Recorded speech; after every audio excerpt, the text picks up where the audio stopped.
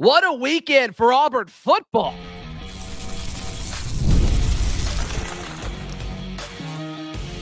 You are Locked On Auburn, your daily podcast on the Auburn Tigers. Part of the Locked On Podcast Network, your team every day.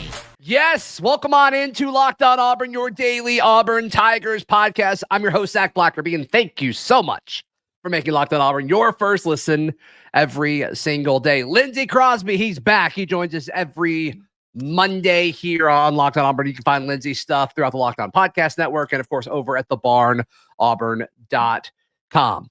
Lindsay, how far we've come in a year. We'll touch on that towards the end of the show. Jay Hardy is reportedly returning back to the Plains to add some defensive line size and depth. We'll talk about Auburn's newest offensive lineman as well. But we got to start with Caleb Wheatland, which, first off, what a name. The veteran linebacker from Maryland. He checks every box that we asked for when we talked about transfer portal potential targets throughout the last week or so. And we were pretty picky, Lindsay. I mean, we talked about a guy who needed veteran leadership, who brought veteran leadership, who had a ton of snaps at the P4 level. I said 1,000. He's at 881 according to Pro Football Focus. I'll take it.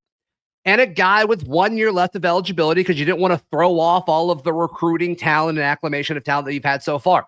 Caleb Wheatland checks all of those boxes. And to me, I think this is an awesome addition, not only for the defense, for the linebacker room, but for the entire roster. He's also, and just I think about this, nobody else really does, he also has played plenty of special teams. Sure. And so, I mean, it's something that's what you need is guys who can come in and fill a specific role, do a specific thing for you. In this case, it's a lot of intangible stuff. Like you said, veteran leadership, experience, but he's played in the box. He's rushed the passer. He's covered a little bit and he's at a bunch of special team stuff. And to your point, 1 year of eligibility. He doesn't block anybody long-term in the room. This feels like a slam dunk, provided that the adjustment from Maryland to the SEC is not too daunting for him. And I don't think it will be. No, I don't think so either. I mean, I think we've seen similar jumps. I mean, I think Duke is a better football team than Maryland, but what Dori Mausi was able to do, this feels like that. And we talked about it several times last week. Can Auburn go and get another Dori Mausi? I think Caleb Wheatland can get close to that.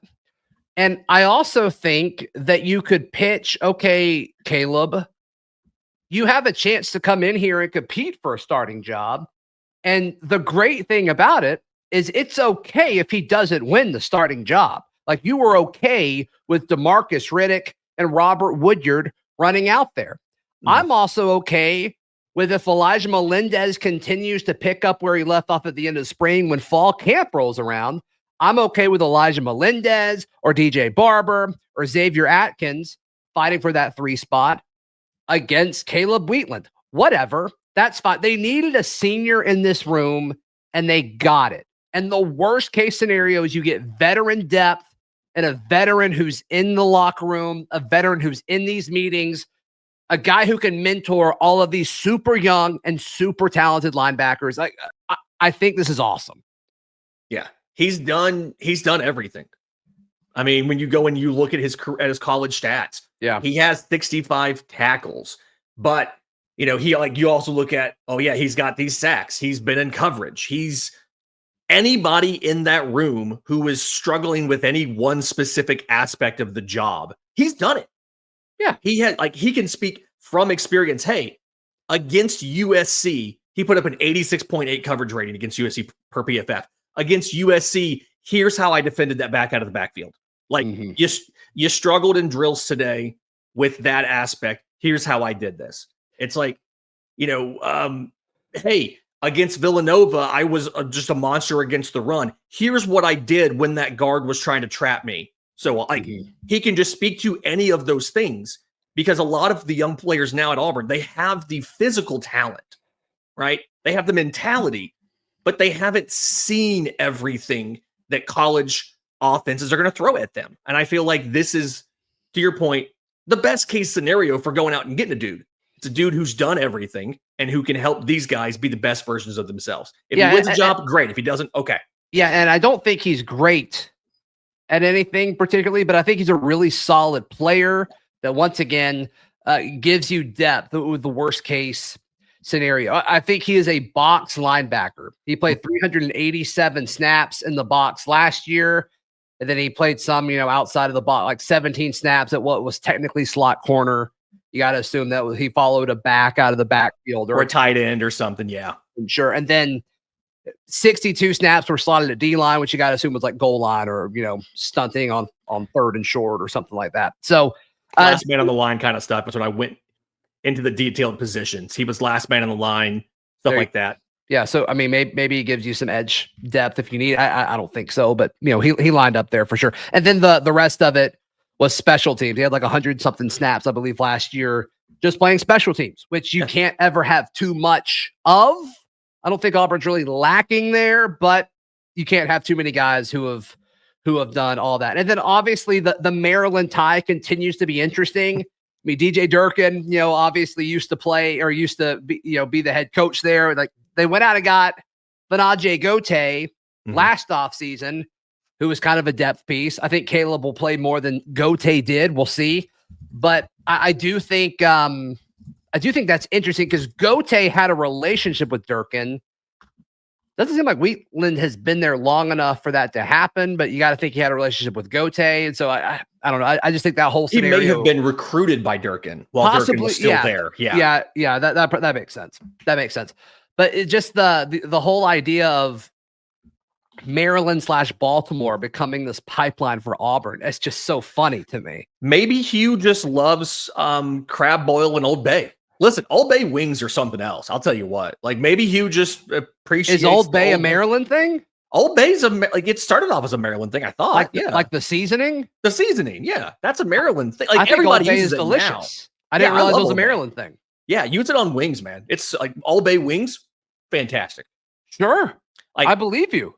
Old Bay on the wings got to do the Atlanta thing with some garlic butter to go along with it. Okay. Right? So there you go. Old Bay, garlic butter on your wings. Fantastic. My preferred, still lemon pepper wet. If you know. But if it's not that, Old Bay and garlic butter. I can eat lemon pepper, but there's probably like 10 to 15 flavors I'm getting to before I get to lemon pepper. Now, clarifying. There is a difference in lemon pepper wings and Atlanta-style lemon pepper wet. There is a difference in standard lemon pepper at like Buffalo Wild Wings. Okay. Yeah. Dudes, back in 2020, dudes broke the bubble for the NBA just to get these wings. That was wild. Yes. What a time. Yeah, we'd step like 6 inches out of the hotel or whatever. Yeah. Yeah. All right. Anyway, Caleb Wheatland, an incredible addition. And I want to talk more about that coming up, but let's talk about Jay Hardy and Malachi Harris. Two interesting additions. Two good additions. Yeah. For the Auburn Tigers. That's next, right here on Locked On Auburn. Today's show brought to you by our friends at the Supply House. Lindsay, you can get the supplies you need for the site made for skilled trades. It doesn't matter if you're in plumbing, HVAC, or electrical. Supply House is the reliable way to order products online. Over 200,000 parts from 400 plus top brands. Lindsay, you know what I love most about Supply House? Do you know? I'm thinking it's probably the fact that you can get any part you need at a fantastic price, whether it's plumbing, HVAC, or electrical. That's right. That's right. And they also offer expert support and industry-leading service. So you'll always talk to a real person, not a robot. AI's come a long way, but when it comes to customer service, I still want to talk to a human. Supply House gets that. Join the Trade Master program today at supplyhouse.com/TM. You can start ordering plumbing, HVAC, and electrical supplies with just a few clicks. Plus, use promo code SH5 for 5% off your first order. That's over at supplyhouse.com. Thank you so much for making Locked On Auburn your first listen every single day. Jay Hardy returns home. Jay Hardy was the lead topic on our Thursday show, and Brian and I listed several reasons why. And to me, Jay Hardy is a solid player. Mm-hmm. I didn't think Auburn needed to swing for the fences on defensive line. I just think they needed to get a body that would be reliable and could take snaps and could eat up blocks in the interior defensive line. Jay Hardy does all of that. At 6'3", 310, was a solid piece for what he did at Liberty. It looks like he was banged up a little bit in 2024, just played 85 snaps last year, played 301 the year before that, and then his first year at Liberty, first year after he left Auburn, he played 236. I mean, this is a guy who has experience. Mm-hmm. I saw a few articles and a few reports say that Auburn brings in a defensive lineman with SEC experience. While that is technically true, he didn't play much when he was here, hence why he left. But I do think his return is a good thing for the Tigers. Yeah, I mean, he had 12 snaps when he was here. So technically SEC experience, maybe Liberty played more SEC teams than I'm realizing during that stretch, and that's what they're talking about. You never know. But when he was healthy, he has one career sack, and that kind of illustrates the game that he has. His job is to be a big boy with an eye in the middle, take up multiple blockers, and let the linebackers behind him make plays. And, if I remember right, in that 2020 season, again, very limited usage, but that's kind of what we had him doing. And then obviously he just took that to another level in 22 and 23. He was banged up last year. I remember looking at this. He didn't play from weeks 3 through 8 at all. Right. And then they eased him in slowly. He didn't get back into a normal rotation till the very end of the season. He had 20 plus snaps in the final 3 games. So yeah. So what does this look like? Bobby Jamison Travis is your starter at nose tackle. And then I have heard nothing about Dallas Walker. Nothing. And so, of course, he's an older guy. He's a senior that's coming in from Western Kentucky. Do you have a battle between these two? Possibly. I'd still probably give a slight edge to Dallas Walker. I don't really know why I'm saying that, just because he went through spring, I guess. But the fact of the matter is, you needed depth, and then maybe you've got a guy in Jay Hardy. I don't love the idea of him playing the 3, but if he's your third option at the 3 and your third or second option at defensive tackle, I'm okay with that. I have no issues with that at all.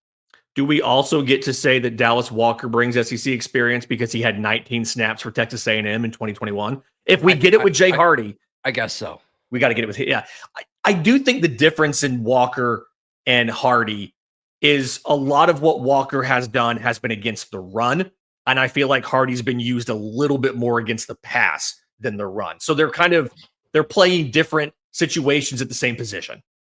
Yeah,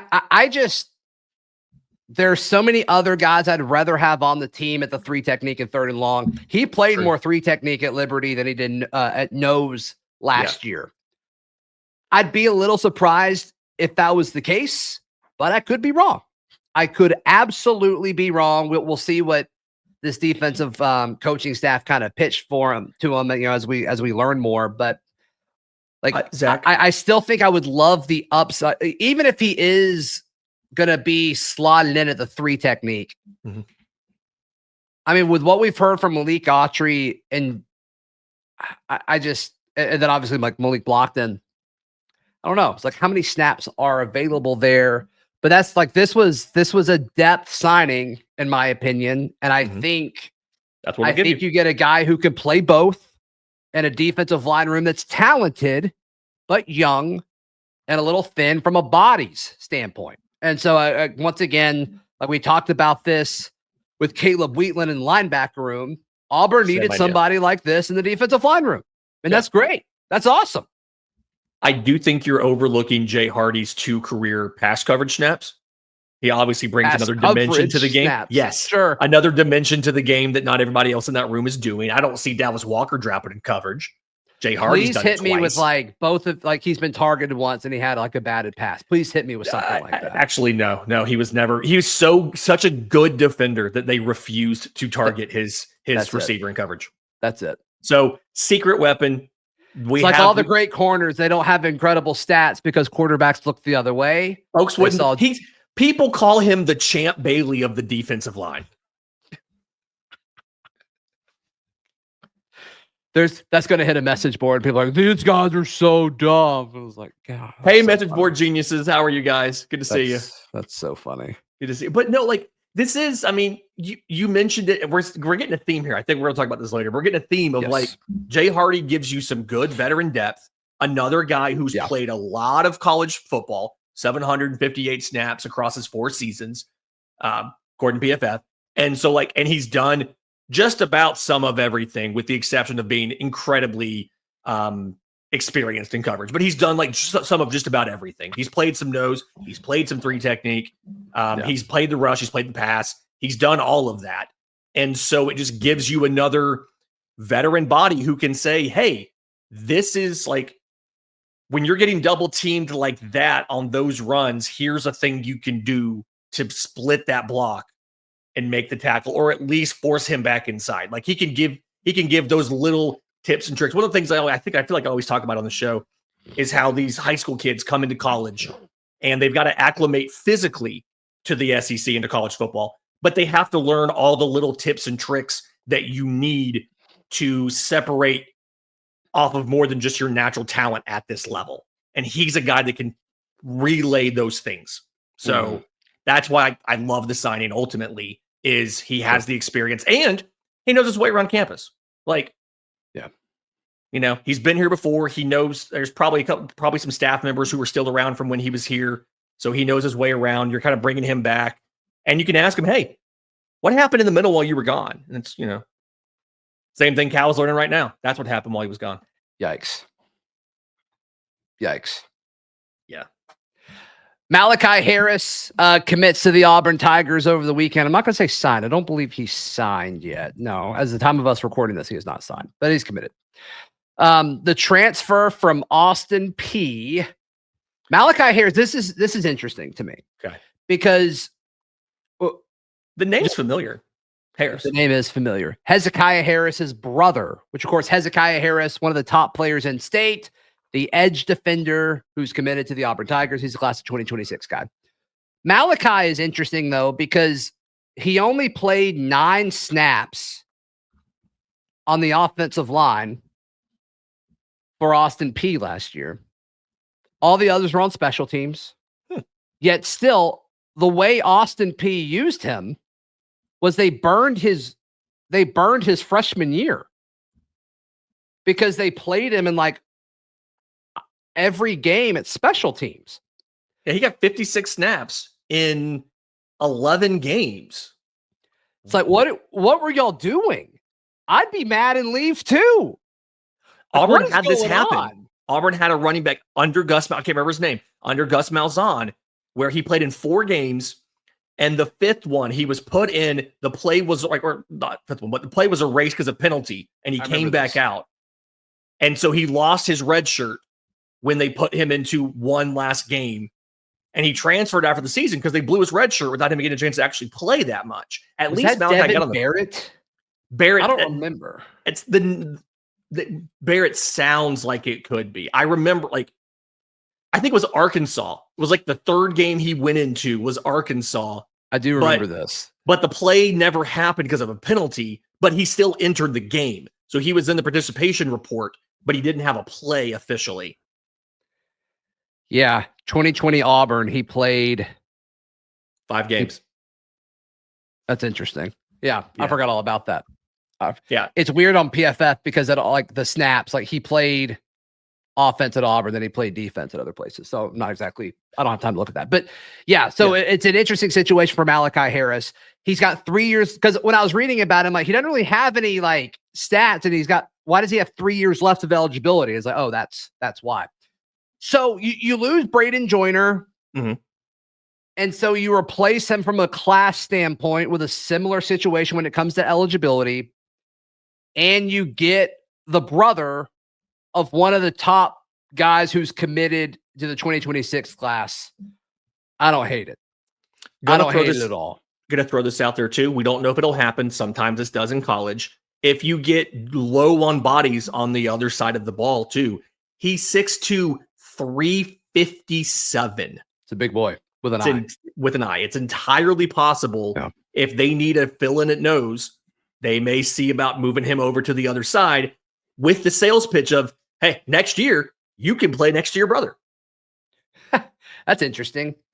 That's interesting. So yeah, Malachi Harris. I mean, I don't think we're going to see him much this year or next year.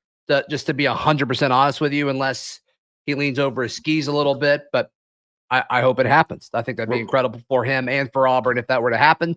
Just an interesting situation. One, as far as how many games he played in, I just think that's crazy. I just can't. That's just I'm sure that's not the only reason he left. But I mean, I'd be pretty mad too if that happened. So, but yeah, welcome to all these guys. Caleb, Jay, Malachi, super cool stuff. Super cool stuff. Oh, the difference a year makes. Oh. If you have any concerns about the direction that the program is going, which there's a lot of you, stay tuned, because I think this past weekend versus what was happening a year ago offers some good perspective on where we are. That's next, right here on Locked On Auburn. Today's show is brought to you by our friends at Game Time. Lindsay, I leave church yesterday, Easter Sunday, and I'm waiting in my car. I need to kill a few minutes. Hop on Twitter. Had 2 DMs. Both people asking me, hey, remind me. One was asking for the name of the ticket place again, which the ticket place is Game Time. It's the Game Time app. It's free on your phone's app store. And then the other person was asking, what's the code? And the code is Locked On College. What do you get when you use promo code Locked On College, all one word, no spaces? You get $20 off your first order, and you get the excellent services of Game Time. Yes. They do everything for you. They show you where the seats are going to be. They give you a price after all of the fees and everything. They give you a guarantee. There's specials. There's like flash deals as you get close to the games. Lightning deals. Yes. Lightning deals. There you go. Yes. They do everything you need to go see a sporting event, a show at the theater, a comedy thing. Yes. A concert. Comedy thing. Yes. Concert. And it can be any sport you want. I've bought hockey tickets off there before. Daryl bought soccer tickets off of there one time. I don't know why you'd want to go watch soccer, but he did. Daryl's bought everything off of Game Time. I mean, he is a true aficionado. And you should be too. Use promo code Locked On College when you make your account for $20 off your first purchase. Download Game Time today. Last minute tickets, lowest prices guaranteed. That was great. I mean, you did the ad read for me. That's incredible. Thank you so much for making Locked On Auburn your first listen every single day. I just want to take a moment because some of you, and you're not wrong when you say this, when you say Caleb Wheatland, Jay Hardy, Malachi Harris, those aren't 3 home runs. Those aren't 3 guys that just are worth being excited about on a Monday as this show drops. Underwhelming, some people would say. If that's your big grabs out of the portal, it's a little underwhelming. What are you doing? Why are you busy getting cancer treatments and playing golf? Gosh, Hugh Freeze. Yeah, like there's been so many people that are critical of Hugh Freeze. And when you look at what Auburn needed, because context is we try to use context as much as we can. Sometimes we miss. Sometimes we miss. I don't think we're off on this one, though. Like when you look at what Auburn needed to do this portal window versus what they needed to accomplish a year ago, Auburn needed starters. And like, let's be honest, they needed a star. And thank goodness they got Keandre Lambert-Smith. Yeah. Like, thank goodness they got several of these guys that they needed to swing for the fences for them just to have a shot to be competitive. And to me, you go into this window, everybody left 8A, whatever 8A was, left spring, and it's like, okay, like the roster looks pretty good, but you need more defensive linemen, you need a linebacker, and then, Hugh Freeze made that comment about edge rusher. We'll see what happens there. Yeah. And it's Can we talk about what you got last year? Sure. You got it? Yeah, I've got it here. Like, pull it. Yeah, go for it. Wide receivers. They got Robert Lewis. They got Sam Jackson before spring. And then they were like, we have to do more. And they got Keandre Lambert-Smith. Right. You look at Jaron Thompson was a starter for you at safety, right? Mm-hmm. They got Dorian Maiusi. They got Percy Lewis, who we thought was going to be the guy on the offensive line. Yeah, those were all pre-spring. Right? Yeah, all pre-spring. And then after spring, you're going out there. Kieron Crawford was a big part of your rotation. You got him. Isaiah Rakes was a guy you thought you were going to have to count on. Philip Bleedy was a guy you have to count on. Right. Like Ronan Chambers, he was expected to be depth, and he was depth. But like they had to go out and get Gote. Like they got a bunch of dudes, and they needed these guys to play big roles, like Kieran Crawford and Keandre Lambert-Smith. And you were again expecting to have some big roles from guys who came in the spring and didn't. Like Bleedy. Yeah, like the role that Bleedy filled, Auburn does not need Jay Hardy to fill. Yeah. And then you also got Isaiah Rakes. You were filling holes last spring. Now you're filling roles, not holes. I did not mean to do that, but let's fill go roles, not holes. Yes. Okay. Because you had massive holes in your returning production and in your depth chart. And now you just need dudes for specific roles like veteran leadership and experienced backups. Roles, not holes. Not holes. Baby, let's go. Me and my homies are here for roles, not holes.